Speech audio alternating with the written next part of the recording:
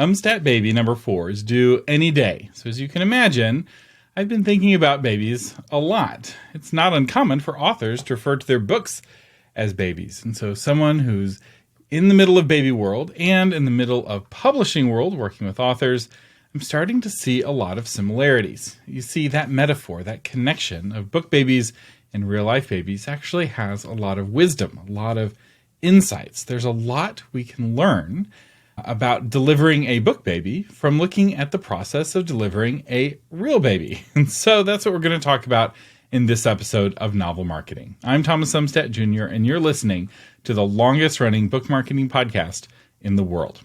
So, where do book babies come from? Most authors get asked the question, where do your ideas come from, quite a bit. It's a common interview question in podcasts and a comment that often comes from nervous readers as they're trying to make small talk. But the thing is, many authors don't really know the answer to this question. Where do our ideas come from? As humans, we start dreaming at a very young age, and those dreams often take the form of narratives with symbolic meaning. Long before we're writing stories, we are dreaming stories. So answering the question, where do ideas come from, is a bit like trying to answer the question, where do dreams come from? But therein is the answer, or at least an answer. If I've been reading a lot of fantasy books, I tend to have fantasy-themed dreams. If I've been playing a lot of video games, my dreams tend to be set in that video game world. If I've been watching a lot of news, I start dreaming about politicians. It's the worst. And if I've been reading my Bible and praying and going to church a lot, I tend to have more religious dreams. Our bodies are made up of the calories we consume, and our mental worlds are made up of the media we consume, the ideas that we consume. And your ideas are typically some kind of synthesis of the ideas already swirling around in your head. The ideas that you're cooking are from the pantry that you have fed your mind. So when you're reading books, when you're watching news, when you're scrolling on your phone, you're loading your pantry that your brain is then using to generate ideas. So if you want good ideas, an easy thing to do is to read good books. So back to the pregnancy metaphor. Coming up with ideas is a lot of fun. But at some point, you want to take one of those ideas and develop it into a book. And that leads us to the first trimester, which is writing your first draft. This is when the story is the most at risk of failing to take root, just like the baby is most at risk during the first trimester. Some story ideas are just not big enough to carry the whole novel. Others are not exciting enough to hold the author's interest. Sometimes the author gets lost in the world building and forgets about the plot or gives up on writing the story altogether. Other times the author enjoys coming up with the ideas far more than actually working on them. This kind of author never really finds any success, I'm sad to say. Pregnant mothers make sacrifices for their unborn babies. For instance, they will typically stop drinking alcohol and avoid skydiving and other dangerous activities. Authors must also make sacrifices for their books. Typically, this means cutting back on social media, Netflix, and doom scrolling on the phone in order to make time to write. If you're curious where to find more time to write, the answer is often in the screen time report on your phone. Just a little bit of cuts to your phone time can give you a lot more time to write. And I have an entire episode all about that I'll link to in the show notes on the blog version of this episode. If you want a fertile mind, you must be willing to allow ideas to take root. And this means persisting in your writing even when it's not fun anymore. Generally, writing the first draft is fun, but it's punctuated by intense moments of self-doubt, morning sickness. This is also when pregnant mothers typically schedule their first doctor's appointment. So for authors, you're not going to the doctor to work on your book, but you are hopefully getting early feedback. But how do you get feedback on a story that's not written yet? Well, one option is to take scenes or chapters to a critique group, and I think that's really helpful. But my big tip is to write the pitch for your book as soon as possible during this first draft phase. and ideally before you even start writing. Take that idea and develop it into a pitch before you develop it into a novel or into an outline. Having a sales pitch for your book will help you thrive in two really key ways. First, it gives you an easy way to talk with friends and strangers about your book. This will help you gauge interest. It will allow you to tweak the pitch to the point where the most common reaction is people frustrated that your book is not yet for sale. That's when you know you've got a good pitch. The second benefit is that once you have honed that pitch, it will guide you in writing your book, because you write the book to deliver on the promises you made on the pitch, and you are set up for success. Most authors do this backwards. They write the book and then they write the pitch. And this makes everything harder. They really, really struggle and flounder at the end during the launch because they don't know who their book is for or how to articulate why that person would find the book interesting. I have a bunch of episodes on pitching that I'll link to in the show notes for this episode. One is titled How to Pitch Your Novel, and another one's called How to Convince Readers to Read Your Book Next, and I'll link to some others as well. Once your pitch and book are complete, or at least your rough draft is complete, your book enters the second trimester. This is the second draft. So once a baby enters its second trimester, all of the organs are there. Every part of the body is there, even if it's really, really small. It's just a tiny baby. And so this is when you start to bulk up your story. Or for some people, it means editing down. It depends on what kind of first draft you write. But at this point, you're in the swing of things and you're starting to feel good about yourself as an author. Sure, there's still some issues and you may be battling insecurity still, but you've already written the book. And that is huge. You're now somebody who has completed a book. Now it's just a matter of polishing what is already there. The second trimester is when the baby gets the anatomy scan, or what I like to call the big sonogram. The sonogram takes like 30 or 45 minutes, and the sonogram technician looks at every organ of the baby and checks out everything to make sure that everything is okay. This is also where, for parents who want to know the gender of the baby ahead of time, where they find out the sex of their child. We like to be surprised, so we have to look away at some point during this sonogram. But this is where doctors can find out if there's any issues with the baby and if any intervention is necessary, because now doctors have the ability to do surgery on unborn babies with incredible results. It turns out the womb is an amazing place to recover from surgery. And if we can, I'll include some photos. There's a very famous photo of an unborn baby's hand coming out of the womb during a surgery to hold the surgeon's finger. It's very cute and very powerful. The equivalent of an anatomy scan for authors is the developmental edit. This is an edit of the story beats, the character, and the plot. And when you get a developmental editor, it's really good to get a developmental editor who understands your genre and more specifically understands your reader. They need to be fluent in your genre. And so what I would ask a developmental editor as you are courting them, because there's thousands out there, is ask them what books in your genre they've read recently. And what you want to hear is that they've read 2 or 3 books at least in the last year that have come out in the last year that are popular books. You want to know that they are fluent readers of your genre. If they're struggling to answer that question, they may be a good developmental editor, but they're not a good developmental editor for your story. You need a developmental editor who will guide your story in the right direction. Sometimes during that anatomy scan, you get a surprise and you find out that you're actually pregnant with twins or even an entire book series. So beware. Sometimes that developmental editor will say, there's more than one novel here. We need to break it up. And if your story is 150,000 words or more, you may be pregnant with twins. That's okay. So once you've gotten that developmental edit, and you've worked on those changes, it's time for the third trimester edits.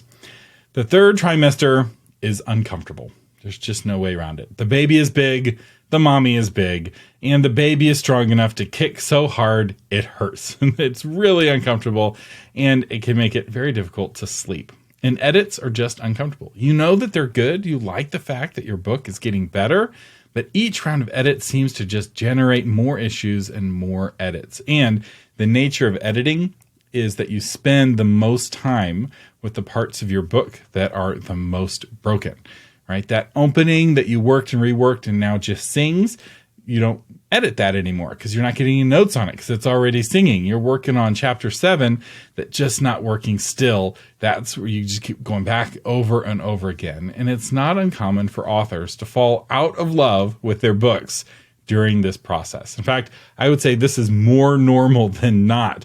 Even professional, best-selling, award-winning authors fall out of love with their books during the third trimester. And this is what separates the professionals from the hobbyists, because at this point you are committed. The only way through is through. So hang in there. That is the way forward. Now, having a new baby is expensive. New parents need to buy car seats, cribs, bassinets, bottles, and so many diapers, not to mention all of the medical expenses.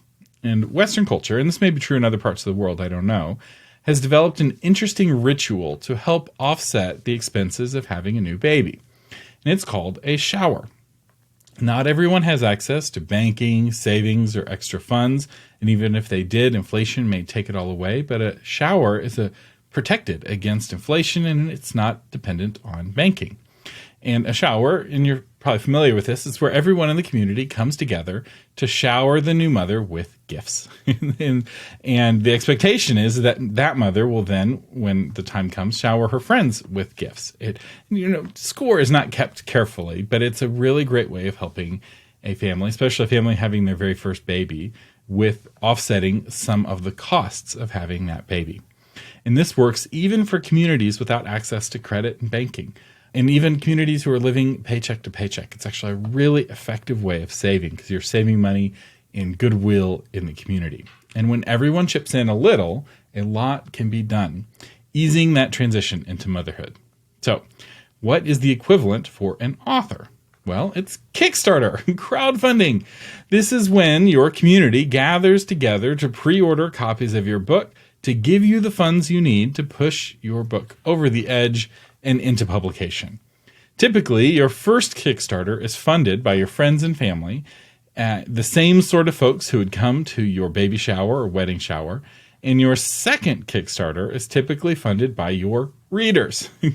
Now, for mothers, sometimes they'll have a shower for a second baby or third baby called a sprinkle, where there's fewer big gifts, and it's more about showering the mother with advice and fun and community, and still buying diapers. So many diapers.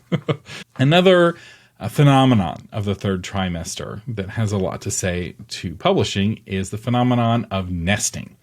This is a psychological urge that mothers get to start preparing a place for the new baby.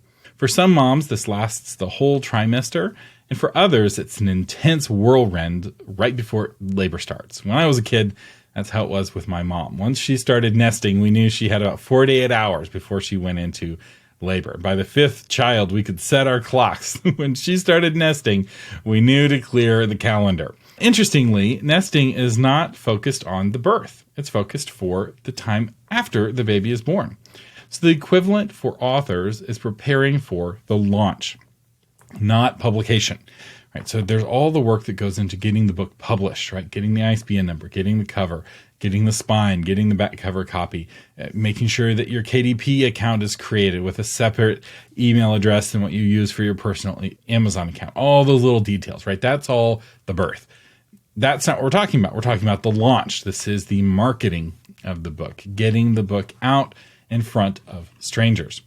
And the key to a successful birth and to a successful launch is having a written plan.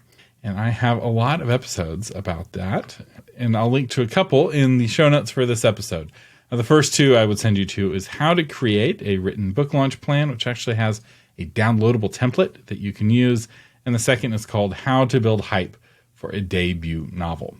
So the plan brings us to the birth, right? This is the big day. This is the moment you've been looking forward to ever since you had that initial book idea all that time ago. And the guidance for mothers going into labor is to already have that birth plan written out. And the benefit of having that written plan is that you write it in the cool of the moment so that once things get intense, you have something to lean on. It also helps you know where you need to educate yourself. The birth plan will ask you questions, and if you don't have answers to those questions, then you know you need to learn. You're like, what is an epidural? What are the pros and cons of getting an epidural? What is Pitocin, right? The birth plan will help you, encourage you to educate yourself about those things, because the time to be educated is not in the labor and delivery room. Sometimes that's all you get, but ideally you're learning beforehand. Now, the most important aspect of a plan is that it is proof that planning took place. It's not the plan itself, because while it's important to be prepared, no birth goes according to plan, and no book baby is born according to plan. No plan survives contact with the enemy or with real life. I recommend that authors have both a launch plan and perhaps even a publishing plan. The more prepared you are, the smoother things will go, and the more you can enjoy the process. Giving birth to a book baby is not as painful as giving birth to a human baby, but it is still intense. It may still be painful, but it's also incredibly rewarding. There is no feeling in the world like holding your book baby for the first time. Seeing your book on the shelf at the bookstore, that's a great feeling. This is what makes all of that hard work worth it. And perhaps even more, it's getting that feedback from your readers about how much they loved your book. I just got a text this morning from a friend who had given a copy of my book to a neighbor and was saying really nice things about it. And this is for a book I wrote almost 10 years ago. And so that kind of feedback is really satisfying. This is why you do the hard work. And my tip here for your book is to take your launch day off of work and to host a launch party with at least your friends and family. But perhaps consider inviting your readers as well. The bigger the launch party, the better. But I realize for some authors, something small and intimate is still good. But you want to be selling copies of your book at your launch party. Thanking people, signing books, selling copies. A good launch party pays for itself. And that brings us to what moms sometimes call the fourth trimester, the nursing phase, right? When a brand new baby is born, it's not like a giraffe that drops 6 feet down to the ground and gets up on its little wobbly legs and starts walking around the savannah, right? Human babies, when they're born, they are useless. They still need a lot of help, and it takes a lot of work to keep them alive. And the fourth trimester is typically focused on two things. And the first of those things is nursing. Nursing a baby helps it grow strong and healthy. It helps train its immune system. It helps with the bonding between the baby and the mother. Now, nursing your book baby means providing it with the money it needs to get the word out, right? Spending money to promote your book. This could be advertising. This could be PR. This could be cross-promotion, internal promotion, and more. I have a lot of episodes about the nursing phase of your book. Maybe over 100 episodes on all the different ways that you can promote your book, all the different techniques that you can use. And even when your baby is weaned, you still need to feed it. In fact, as children grow, so do their appetites. We have to feed our children every day. The fact that we fed our children yesterday does not make them any less hungry today. In fact, in the case of my sons, I think sometimes it just makes them more hungry today. So having a book is a long-term commitment. If you want it to continue to sell, you have to continue to invest in the marketing for that book. The other focus of the fourth trimester is recovery. This is physical recovery and emotional recovery.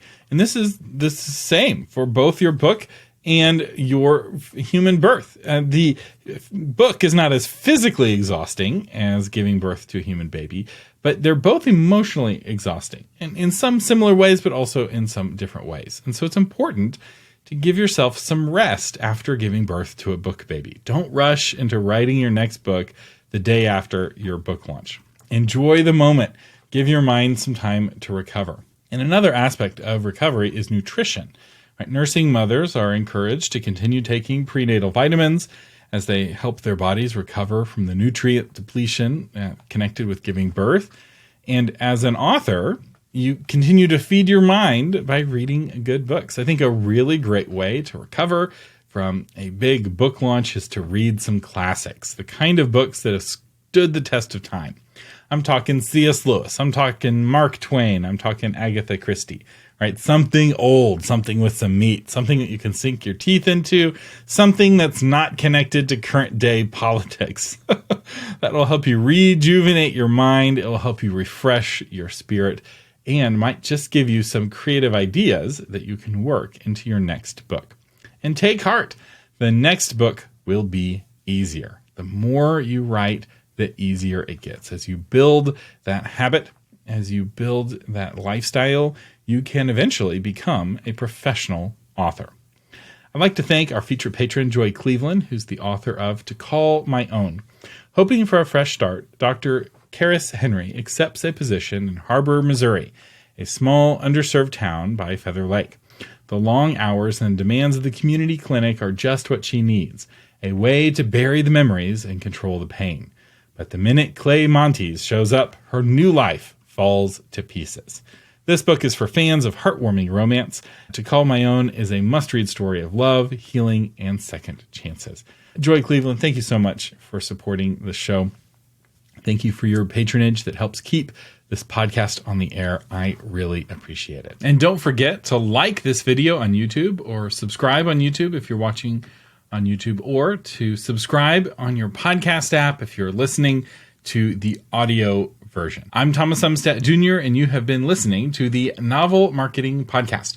You can find the blog version of this episode at authormedia.com/429. Thank you for listening, and live long and prosper.